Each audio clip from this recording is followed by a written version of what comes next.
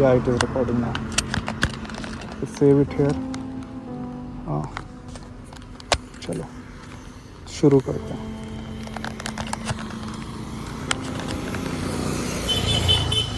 तो उतनी देर से मैं कहानी बता रहा था ये कि मैं लगभग 10 बजे के आसपास निकला था उडुपी से। कहाँ के लिए? मैसूर के लिए।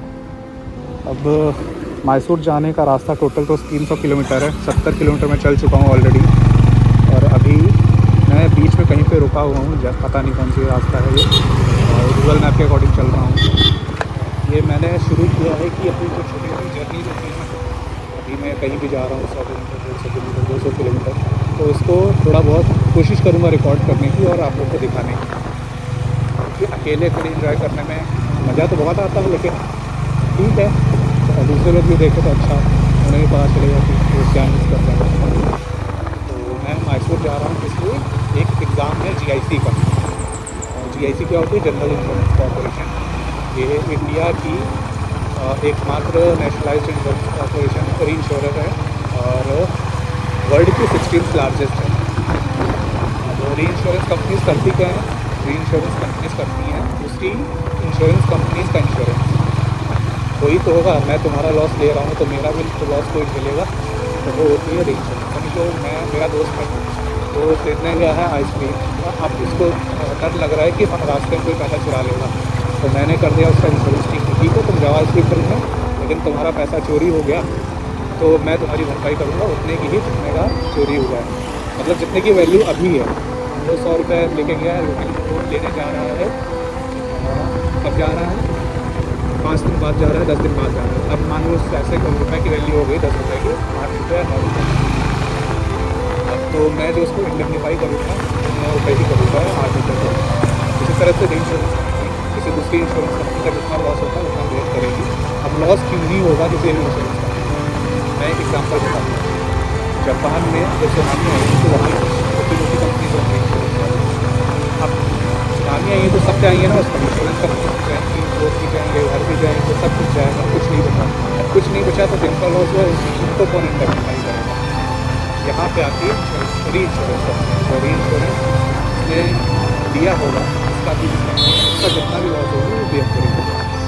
तो ये होती है री इंश्योरेंस कंपनी का कॉन्सेप्ट। मेनली यही है। इंडिया में एक ही ऑफिस है इसका, जो कि है मुंबई में, और टोटल 16 वैकेंसी में जर्नलिस्ट जो कोई भी बन सकता है, BBA वाला, M.Com, कोई भी कुछ नहीं बन सकता, बस अंडर ग्रेजुएशन होना चाहिए। तो इसीलिए जा रहा हूँ, देखते हैं क्या होता है। नहीं होगा तो ठीक है, ठीक है, हो गया जाऊँगा मुंबई। मुंबई भी जाऊँगा तो मैसूर जाऊँगा। अच्छा, मेरे 3 स्टॉप है यहाँ पे मैसूर तक जाने में। एक है पुतूर का, जो कि अभी 57 किलोमीटर बचा हुआ है। मैं 10 बजे के आसपास निकला था, बताया और आप लोग के साथ। अभी कितना बचा है? 57 किलोमीटर बचा है। 1:30 बजे तक पहुँचूँगा, नहीं 1:30 बजे तक नहीं, 12:30 बजे तक पहुँचूँगा। अभी 11 बज रहा है, 1 घंटे का रास्ता हुआ है, और ये रास्ता थोड़ा कर्वी है, जैसा कि देख रहे हो, पहाड़ी इलाका है।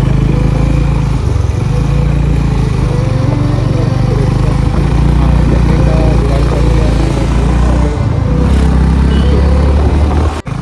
हिली एरियाज़ में एक क्वीन कैलेट होती थी, पहाड़ी एरिया की है अभी के लिए।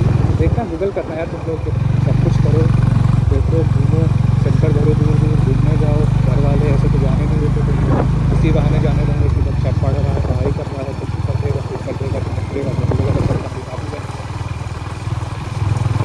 सारी होती है, लेकिन जब पहले घर वाले जब बनाए तो करना पड़ेगा।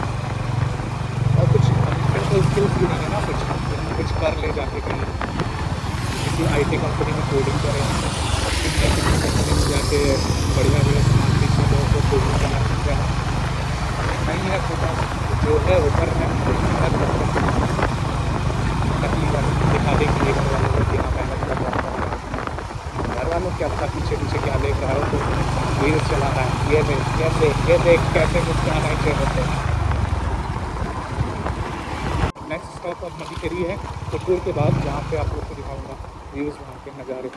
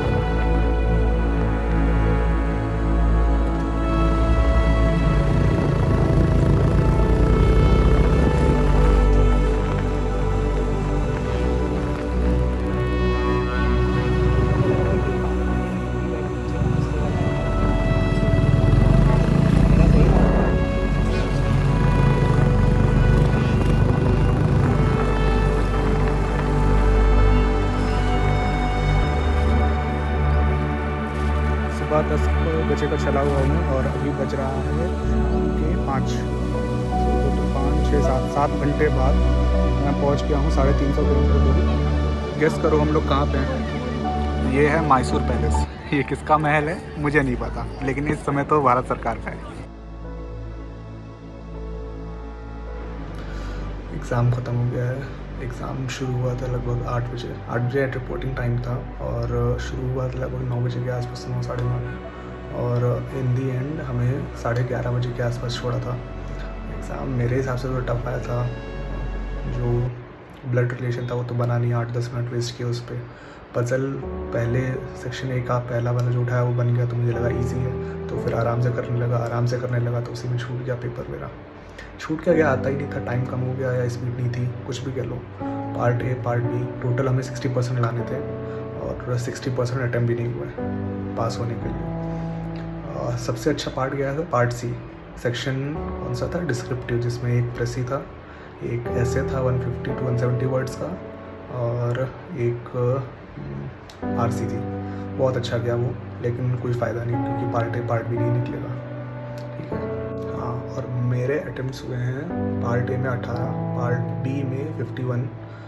उसमें मैंने रीजनिंग में बहुत ज़्यादा टाइम वेस्ट किया है, तो कुछ कह नहीं सकते। पहला जंबल भी गलत हो सकता है, और हाँ यही है। और कट ऑफ मिनिमम तो 90 जानी है, क्योंकि ये सेक्शन उन्होंने बताया था कि ओवरऑल 60% लाने हैं। बाकी कुछ उम्मीद नहीं है, पता चल जाता है बाहर निकलो तो पता चल जाता है कितना अच्छा किया कितना बेकार किया। ठीक है, बाय, मिलते हैं किसी दूसरे एग्ज़ाम में कहीं दूर सेंटर पर।